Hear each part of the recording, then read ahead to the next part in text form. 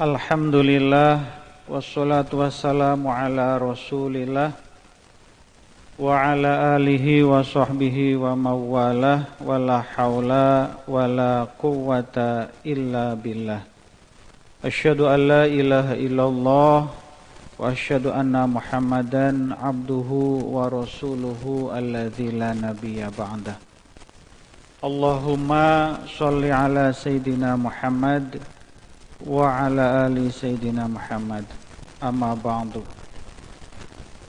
Hadirin wal hadirat jamaah salat subuh yang dimuliakan Allah, kita bersyukur atas segala kenikmatan yang Allah berikan kepada kita semua, nikmat sehat, nikmat lahir dan batin, utamanya adalah nikmat iman dan Islam yang saat ini masih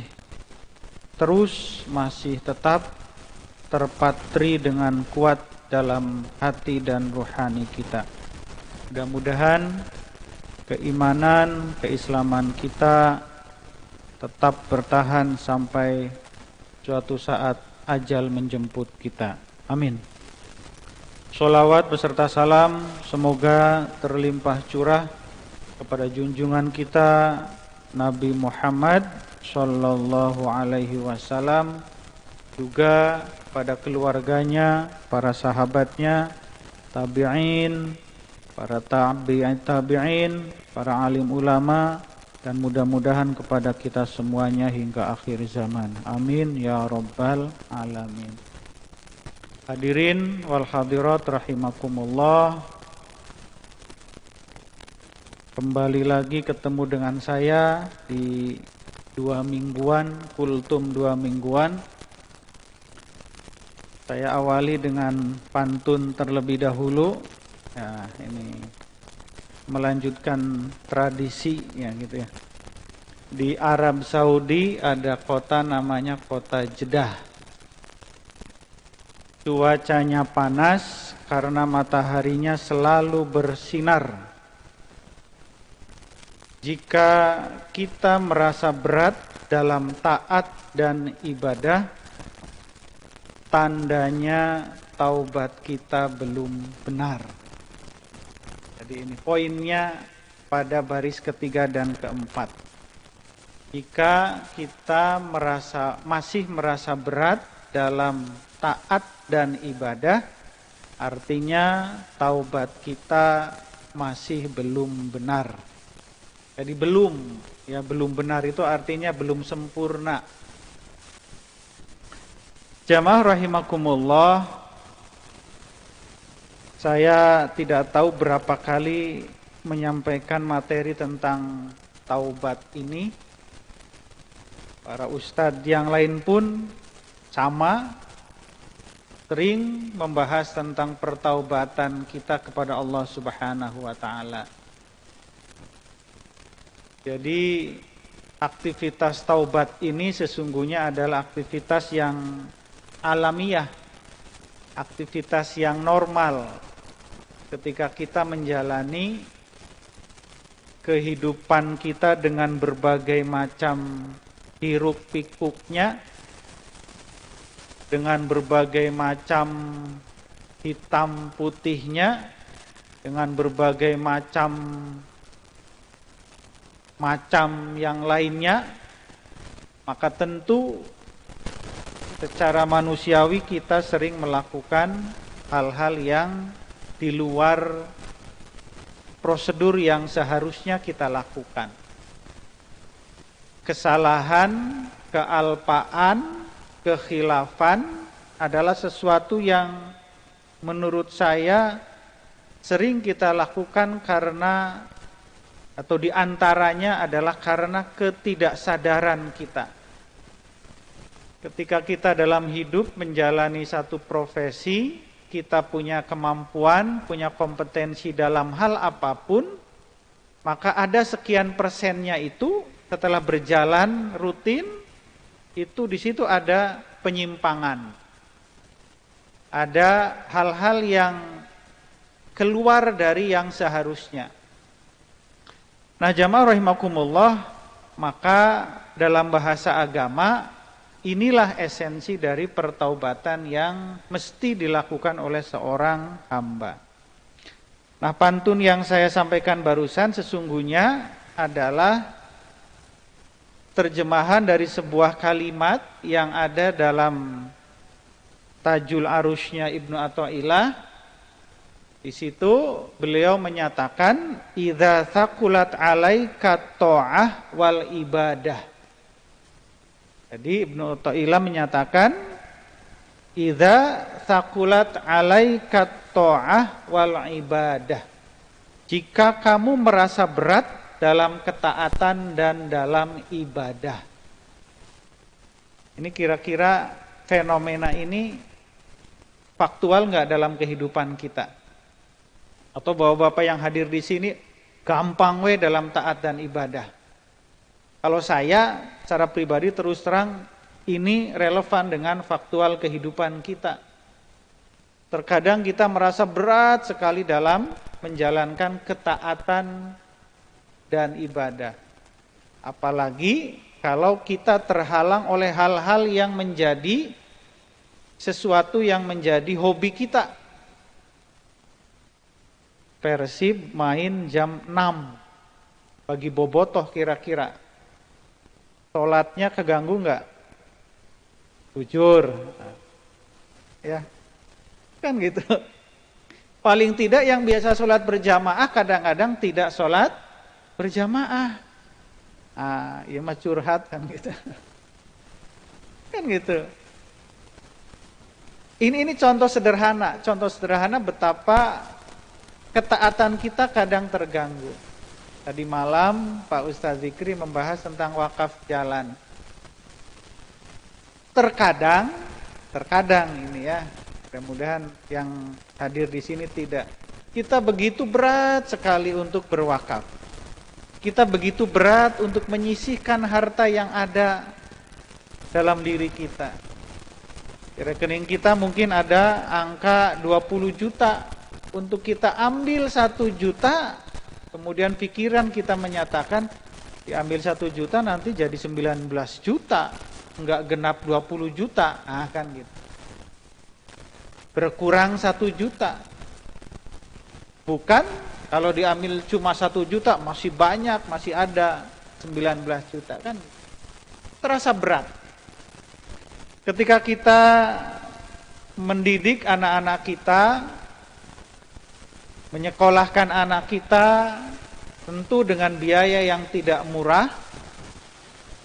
Kemudian kita merasa berat sekali mengeluarkan uang yang kita miliki untuk biaya anak-anak kita. Tetapi pada saat yang bersamaan kita merasa ringan untuk melakukan ketidaktaatan. Nah ini pada kalimat yang kedua. Walam tajid laha halawatan fi qalbika. Dan hatimu tidak merasakan manisnya ketaatan dan ibadah. Jadi tadi yang pertama kita merasa berat sekali dalam menjalankan ketaatan dan ibadah.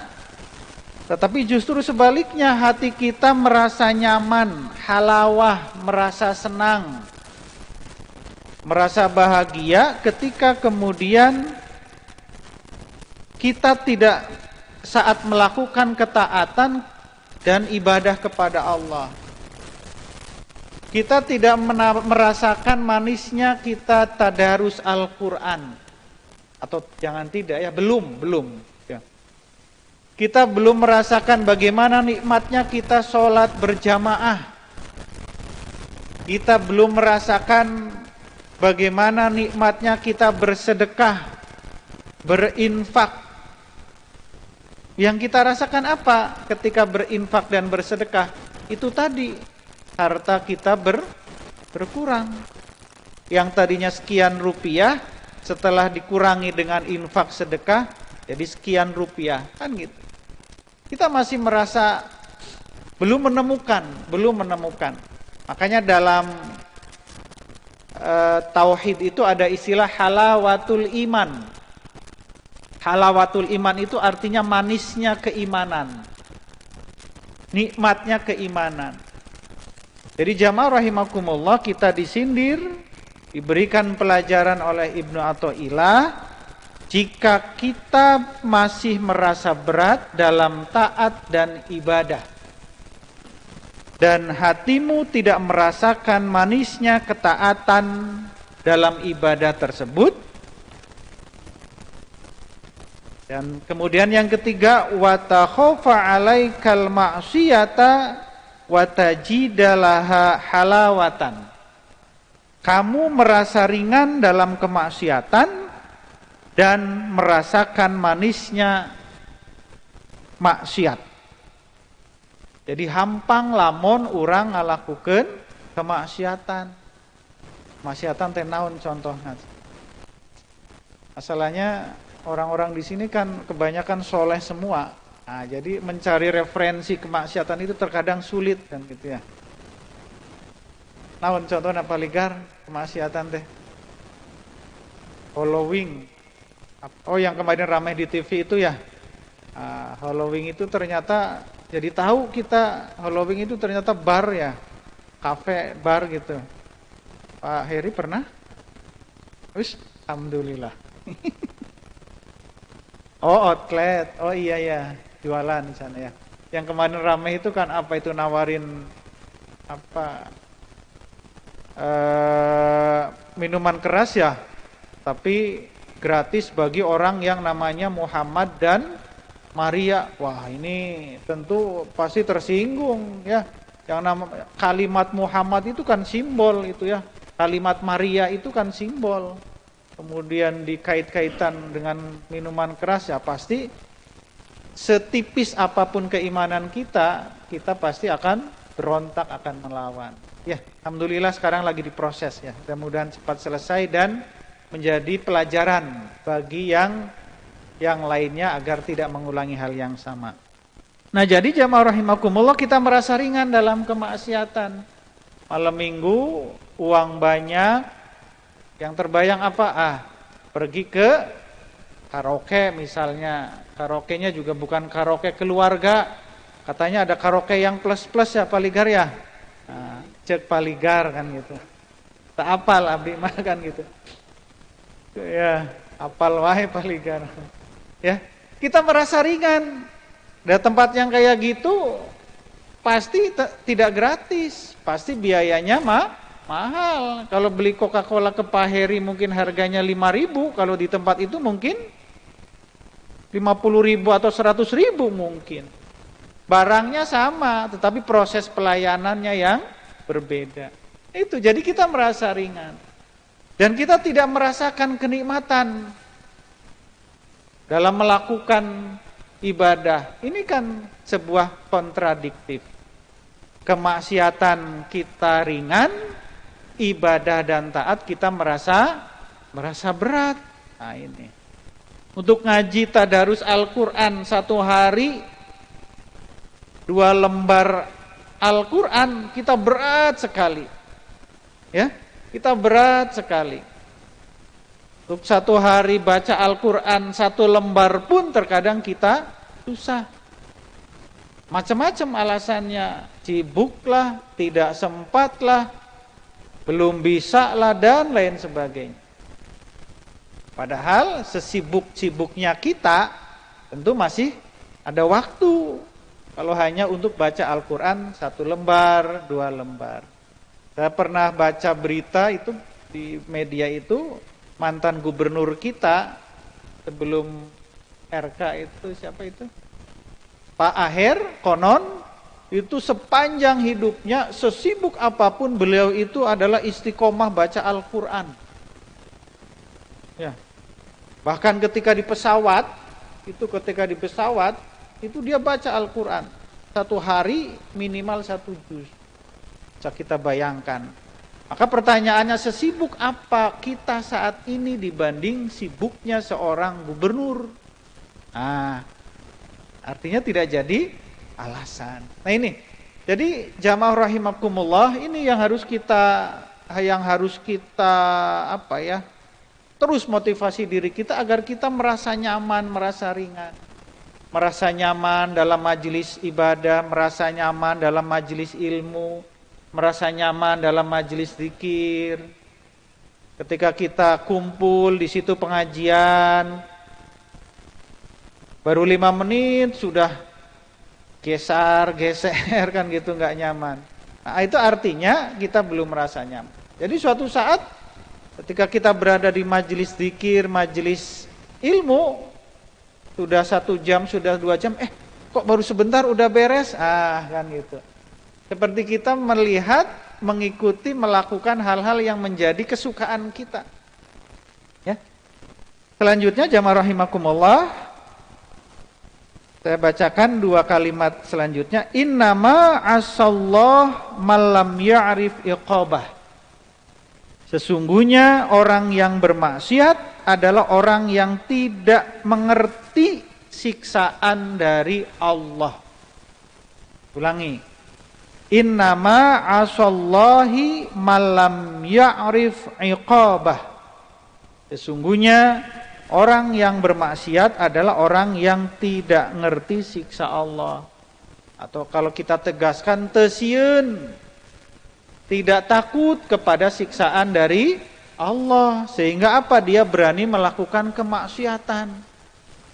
Berani meninggalkan sholat, berani berzina, berani menipu, berani menyakiti orang lain, berani korupsi. Kenapa? Karena dia tidak takut, tengerti, tepaham bahwa suatu saat Allah akan memberikan siksaan di akhirat berupa neraka. Dalam Al-Quran betapa Allah Subhanahu wa ta'ala menggambarkan neraka itu adalah sesuatu yang sangat mengerikan.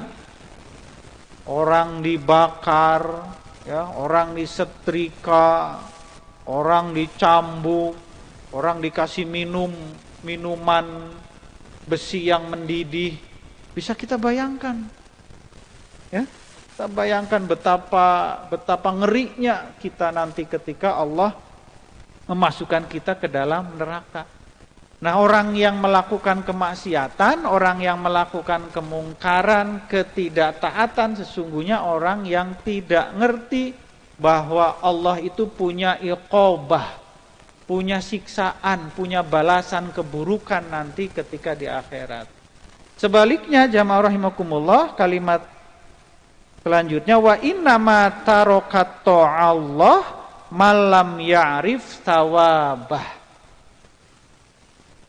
Wa innama taroka ta'atullah malam ya'rif thawabahu. Sesungguhnya orang yang tidak taat kepada Allah adalah orang yang tidak ngerti balasan kebaikan dari Allah. Belum faham surga. Betapa Allah Subhanahu wa ta'ala menjanjikan surga yang begitu indah. Surga yang begitu penuh bergeliman dengan kenikmatan. Dalam beberapa redaksi Al-Quran itu kan surga digambarkan air yang mengalir, ya, di bawahnya pohon yang rindang hijau. Mungkin bagi kita saat ini, kalau ada aliran air sungai itu kan tidak begitu aneh. Ada digambarkan pohon hijau, tidak begitu aneh. Tapi dulu bagi orang Arab, gambaran surga yang seperti ini, wah itu sangat luar biasa. Di tengah gurun pasir yang gersang, tentu membayangkan aliran air sungai yang bergemericik mengalir, air bersih, itu sangat menjadi sesuatu yang sangat dirindukan. Nah jamaah rahimakumullah, ketika kita belum taat kepada Allah, sesungguhnya kita belum tahu bahwa Allah itu nanti akan membalas. Allah memberikan pahala berupa surga nanti dengan berbagai macam tingkatan. Di surga masa gala aya, sok hayang naon. Segala macam kenikmatan itu ada dalam surga. Di dunia mah kita ripuh. Ingin makan nasi yang enak saja kan itu ripuh. Nanam dulu padi, sok berapa lama nanam padi. Kurang mah teu ngarasakeun, petani yang ngarasakeun. Kan gitu. ingin nanam padi, setelah jadi padi, jadi gabah, gak langsung dimakan, diproses dulu, diheler, setelah itu terus dibawa, dimasak dan lain sebagainya. Pingin makan enak, tidak cuma nasi kan gitu ya. Ingin ditambah dengan rendang, ya, tapi rendang-rendang yang halal ini ya, bukan rendang yang kemarin ramai di TV itu. Kan gitu, ingin nikmat lagi, ditambah dengan sambal, ditambah dengan, pokoknya yang kayak gitulah. Minumnya, itu di dunia berapa proses yang harus kita lakukan. Berapa tangan yang terlibat untuk menghadirkan sebuah hidangan yang nikmat di meja makan kita. Tetapi di surga, jamaah rahimakumullah, perlu nggak hal-hal seperti itu, proses-proses seperti itu? Tidak perlu. Puncak kenikmatan segala yang terbayang yang menjadi keinginan seorang ahli surga, maka otomatis hadir di hadapannya. Nah, maka kalau kita orang normal pasti ingin seperti itu, ingin mendapatkan surga dari Allah Subhanahu wa taala. Itu baru makanan, belum pasangan. Ya, belum apa itu istilahnya huriyah, bidadari itu huriyah. Ya, kan gitu. Bagi kaum laki-laki itu kan yang menjadi bayangannya itu kan pasti pasangan. Ya, ingin dapat bidadari. Tentu bidadari Allah gambarkan dalam Al-Quran betapa bidadari itu tidak pernah tua. Beda dengan pasangan hidup kita di dunia. Sama, tua, mengiringi ketuaan kita juga. Kan gitu.